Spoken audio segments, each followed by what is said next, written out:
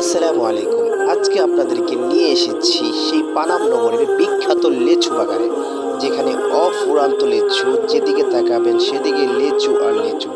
গাছগুলোর দিকে তাকালে মনটা জুড়িয়ে যায়।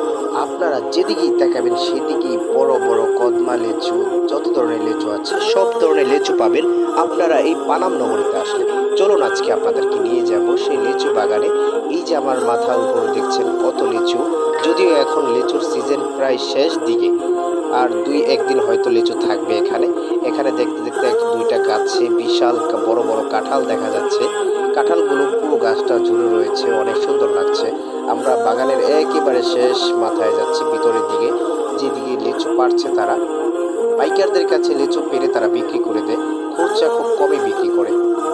এখানে পানাম নগরীতে যেতে আপনারা রাস্তার দুই পাশ দেখবেন লিচু গাছ আর লিচু গাছ, আর লিচু গাছগুলোতে এরকম কাপড় দিয়ে রেখেছে। এই যে দেখছেন আপনারা, লিচু গাছগুলোতে কাপড় দিয়ে রেখেছে। কাপড় দিয়ে রাখার উদ্দেশ্য হলো রাস্তার সাথে তো অনেক দুষ্ট পোলাপাইন আছে যারা লিচু পেরে নিয়ে চলে যায়, তাই তাই গৃহস্থীরা এখানে লিচু গাছে এরকম ভাবে কাপড় দিয়ে ঘুরে রেখেছে, যাতে করে দুষ্ট পোলাপাইনরা লিচু পেরে না নিতে পারে। অনেক লিচু থাকে লিচুর ফুল সিজনে আসলে। আসলে লিচুটা পাকা শুরু হওয়ার এক সপ্তাহের ভিতরে পুরো বাগানটাই খালি হয়ে যায়। এখন লিচু আছে কিন্তু খুব কম, তবে দুই একদিন পর আসলে এই লিচুগুলো পাওয়া যাবে না।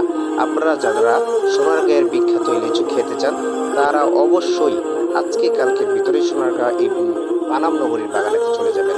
আর এখানে আসবো লিচু কিনবো না তা তো হয় না। এখানে অনেক বড় বড় সাইজের কিছু লিচু বেছে নিজ হাতে বাছাই করে তারপরে নিয়েছি।